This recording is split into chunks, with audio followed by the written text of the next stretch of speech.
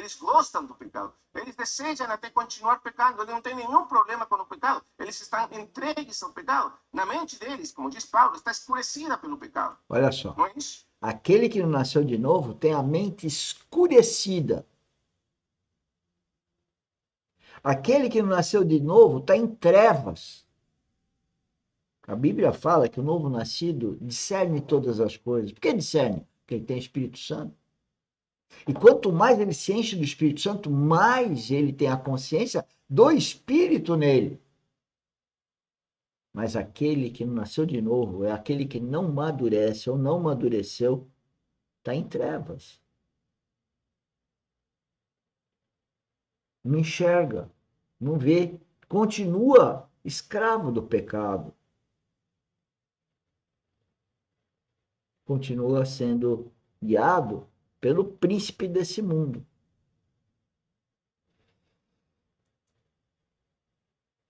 Então eles perdem toda a sensibilidade e então se entregam totalmente aos desejos do pecado para viver como se o pecado fosse o melhor da vida. Não é assim.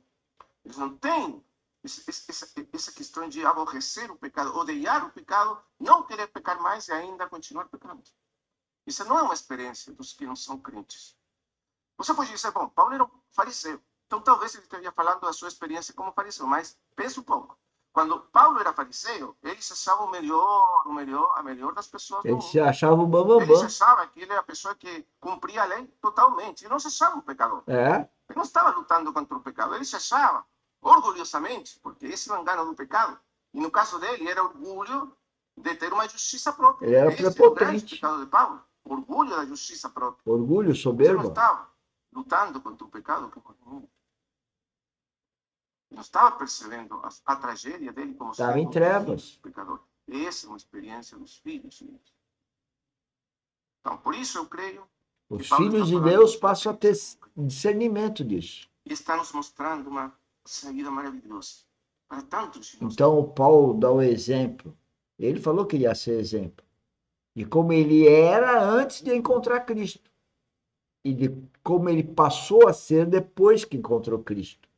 Esse encontrou Cristo é um novo nascimento. Temos essa luta constante em nós, essa sensação de, ao longo do tempo, de sermos derrotados constantemente pelos mesmos pecados. Você viu isso? Cada um de nós tem esses pecados favoritos que sempre voltam e voltam e voltam. Não são os mesmos para todos. Infelizmente. Algum é uma coisa, algum é outra coisa, duas ou três, 4 pecados que constantemente voltam para a nossa vida. Então, é por isso tão importante o que o apóstolo está falando aqui. Vamos tentar, primeiro, fazer uma passada muito rápida pela experiência que ele nos está falando aqui e logo entrar no capítulo 8, o que o Senhor ensinou para ele sobre a vitória. Ele diz que, lembre que ele é um fariseu, um judeu.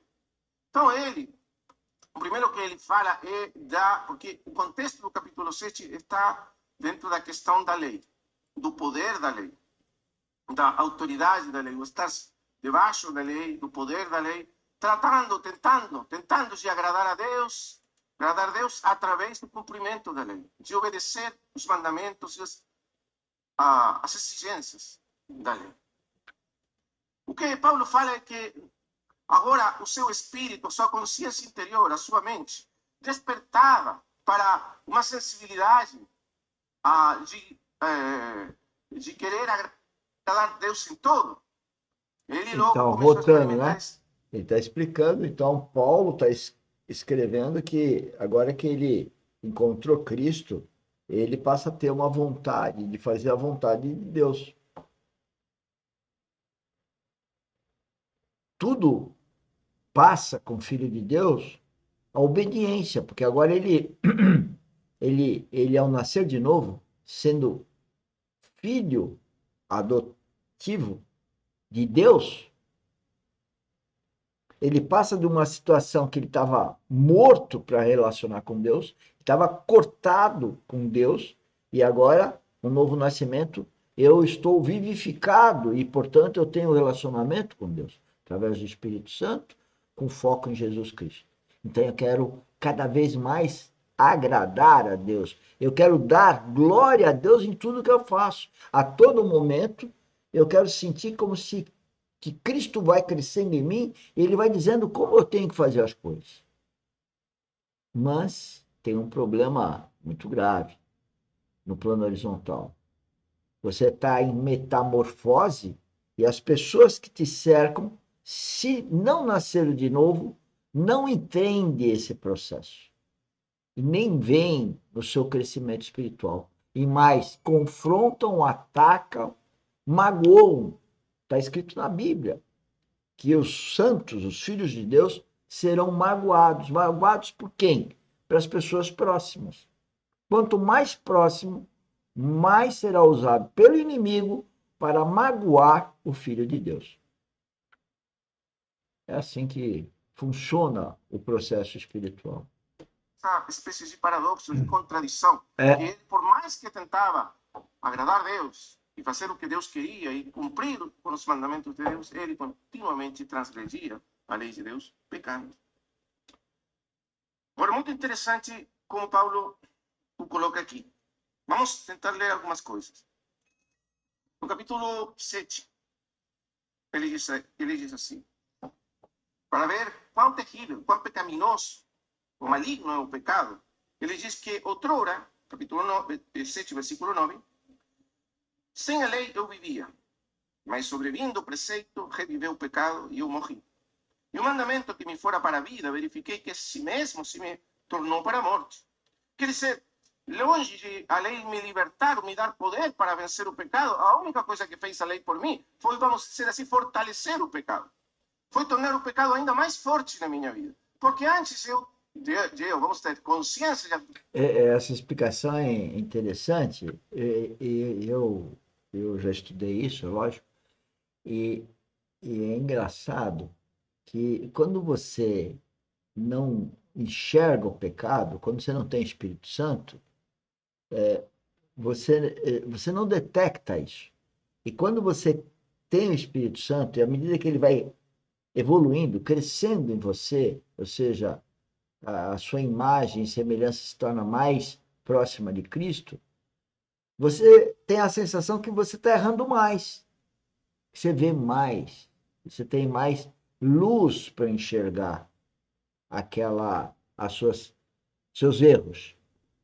E como você, do outro lado, você quer agradar o seu Pai Celestial, então você começa então, a evoluir nesse processo de metanoia, de transformação. Falando em metanoia, participem da nossa mentoria aos sábados às 10 horas, onde o tema é exatamente esse, transformação da mente, metanoia, mentoria.